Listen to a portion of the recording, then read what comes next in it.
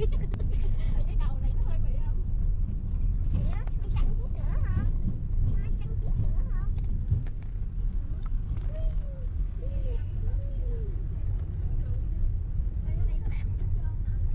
Làm cầu lớn mà. 오랜 세월 시설 관리를 하면서 살펴보니 아마도 이상한 애들과 정상 직원이 60대 40 비율쯤인 것 같습니다. 좋은 직원들은 처음 시설을 접하는 분들에게도 문제될 게 없으니 비정상 직원에 대해 설명해 보도록 합니다. 저는 비정상인 애들이 더 높은 비율로 시설에 존재한다고 보는데 그런 애들이 터잡고 있으면 정상인들이 들어가 버티지 못합니다. 그래서 그런 애들이 아지트화됩니다. 먼저 근본이 이상하기도 하지만 불량함이 같이 결부됩니다. 비정상인 애들은 의외로 자아가 크고 자존심도 셉니다. 그리고 그 자존심 역시 정상적이지 않고 뻔뻔하고 불합리적입니다. 바른 자존심이라면 정상적인 방법으로 발전하고 성공하려 들지만 아시다시피 양아치들은 늘 치사하고 비열한 쪽으로 두뇌를 굴립니다. 그러므로 대체적으로 자격증이나 업무 능력, 기타 지식 수준은 낮습니다. 만일 기사나 과장으로 시설에 가게 되면 당장에 걔네들은 탐색을 합니다. 우습게 볼 대상인지 잡아먹을지 가지고 놀지 판단하는 과정에 들어가는 겁니다. 신입 직원의 체격, 외모, 재력, 실무 능력, 성격 등을 모조리 따져보며 존중하고 따라야 할지 자기 밑으로 둘지 판단합니다. 제가 먼저 근무하고 있던 시설에 신입으로 온 직원이 불량한 경우도 곧 그런 탐색으로 분위기를 봅니다. 물론 정상 직원들은 그런 것 없이 상식과 원칙적으로 행동합니다.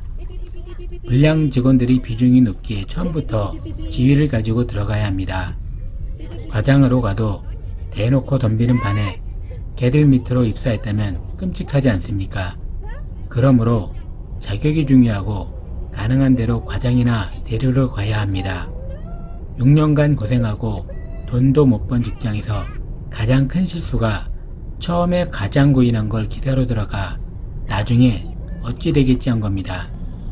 걔네들 레벨이 결코 저보다 낮지 않았습니다. 그러나 여러 세계에 몰리고 자꾸 무능하다고 허위로 떠들어대면 사실이야 어찌 되었던 못난 사람이 됩니다. 애초에 과장으로 들어갔다면 비록 당시에는 제가 대단히 순진한 편이었어도 어찌 다뤘을 것 같습니다. 그러나 양아치 무리에서는 서열이 정말 중요하고 한번 얕보이면 끝까지 힘듭니다.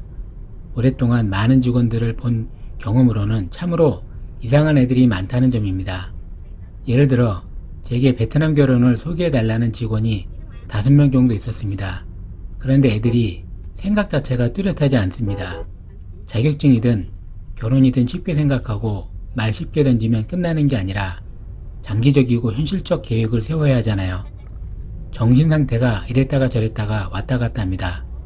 술과 담배도 많이 하고 근태도 엉망이고 옆에서 봐도 원칙이 없고 하루살이 같이 삽니다.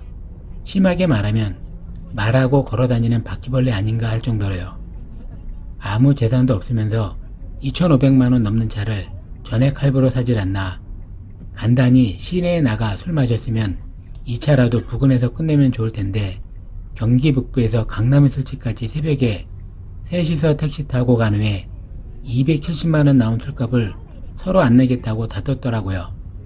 이건 지가 나이가 한두 살 많다고 함부로 행동하다가 저한테 한 소리 듣자 어린 직원들, 신입 직원들에게 없는 허위사실들, 군용칼, 성폭행, 회사 뿌락치 등등을 주입시켜 제게 대들라고 교육을 하더군요. 불량한 애들 특성이 대체로 너무 무식하다는 점이 공통적입니다. 허구한 날 지가 전기 전문가라지만 전기기사는 시간이 없어 못 따지만 전기기능장은 언제든지 딸 수 있다고 떠벌리더만요. 그리고 6년 동안 전기산업기사도 못 취득하고 다른 부서로 간 직원을 몇 년간 전기선임 시켜놓고 일 터지면 제가 다 책임진다고 실실 비웃기나 하고요. 또 그런 애가 전기과장을 몇 년간 했었습니다. 아파트의 직원들도 생각 없는 애들은 주로 허송세월을 보내는데 꼭 자격 얘기가 아닙니다. 나름대로 투잡하며 생각도 정상이고 열심히 생활하는 사람도 있습니다. 그러나 허구한 날 누구 싸움 붙일 궁리하는 애, 알코올 중독인 애, 출퇴근 늘상 안 지키는 애, 치매 걸린 애, 도박에 빠지고 주식에 몰두하는 애들, 매사에 지가 잘나서 공격적이지만 사실 싸움도 못하면서 막상 일 터지면 난리법석 떨 그런 애들도 많고 정글 같다는 느낌을 받았습니다. 반장아치 반달 같은 애들도 많고 여차하면 덤비고 그런 애들을 다루면서 1년 이상 직장 생활하는 게 관건이고 중요한 겁니다. 일은 누가 하든 업자가 하든 다 한다는 거죠. 일반 직원들은 이번 노인수정 아파트의 직원들이 가장 정상이었습니다. 들어가서 일하기로 했으면 밑의 직원들 파악부터 해야 합니다. 아무리 경험치가 쌓여도 불량한 애들은 적응하기 힘들더군요. 그런데 불량 직원들의 공통점은 이겁니다. 내가 너 정도는 별거 아니야. 내가 누군데의 심보로 살더란 겁니다. 그에 맞춰서 대응해줄 방법을 준비해야 합니다. 저는 아주 직접적으로 해결하기로 했고요. 이번 노인수정 아파트에서의 업무가 가장 힘들었습니다. 14년 전 임대 아파트에 있을 때 골치 아픈 서류와 전산보고가 많았지만 여기가 훨씬 더 어려웠어요. 그런데 버틴 건 노인수정과 격리만 상대하면 되는 조건이었기 때문입니다. 격리 얘기는 나중에 따로 만들기로 하고, 그리고 마지막 시기가 다가올수록 노인수장이 그렇게 악당은 아니더군요. 인수인계가 복잡하게 그런 걸 수도 있지만 약속도 다 지키고 제가 필요한 것들을 확실하고 정확하게 처리해 줬습니다. 다뤄야 하는 기사반장 주임이 아무리 생 양아치라도 걔들을 다뤄야 합니다. 전체적인 분위기와 개개인의 특성을 맞춰줘야 하죠. 또 마치 가위바위보 같은 원리가 있습니다. 소장이 착하고 겁이 많은데 어떤 기사애가 너무 대들고 말을 안 들었습니다. 소장은 걔가 대들까봐 화나지만 참고 있다가 제게 말합니다.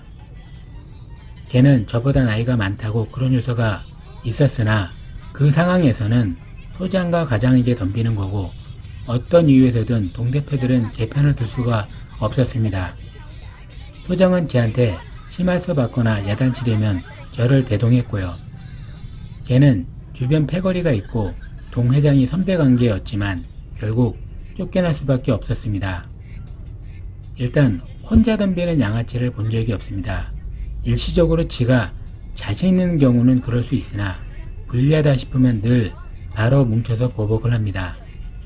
그러한 특성상 이상한 애들이 있는 곳으로 들어간 과장은 그에 맞춰 편을 만들어야 됩니다. 바보 세세계 천재 하나가 못 당입니다. 이 상황의 경우에서 제가 전혀 의도치 않았으나 당시 지하실파와 사무실파의 싸움이 되었고요. 애들이 워낙 말을 안 들어서 제 할 일만 하고 뒤로 빠졌더니 지들끼리 다툼나고 사무실 직원들이 제 편을 든다고 불만이랬다가 나중에는 아무나 서로 막 싸우더라고요. 시설관리 일은 할만하고 대체로 편합니다. 그러나 이런 내용들을 알고 대처하면 그런 것이지 잘 모르고 멍하니 있으면 봉변당하고 쫓겨날 수도 있습니다. 모두가 정상이면 얼마나 순탄하고 좋겠습니까? 40년, 50년을 넘게 살아온 직원들이 쓸데없이 오기 부려 이기려 들고 할 거 안 하고 대들고 태도 불량하고 게임, 만화책, 판타지 소설, 소주, 주식, 도박 등으로 시간 보내는 걸 보고 안 되는 놈은 안 된다는 격언을 믿습니다. 제가 지내다 보니 아는 직원이 있는 시설에 가거나 아는 사람을 데리고 들어가는 방법이 좋다고 봅니다. 이 일이야 어차피 큰 문제가 아니고 어려울수록 그에 대해 저를 인정해 주도록 큰 소리치면 됩니다.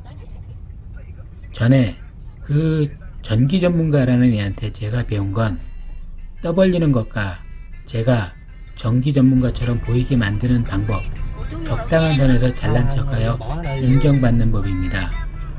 이후에 실제로 그게 잘 먹혀서 anh mở 이번에도 mắt lên nha. 무리 없이 여행을 다니고 있는 중이죠.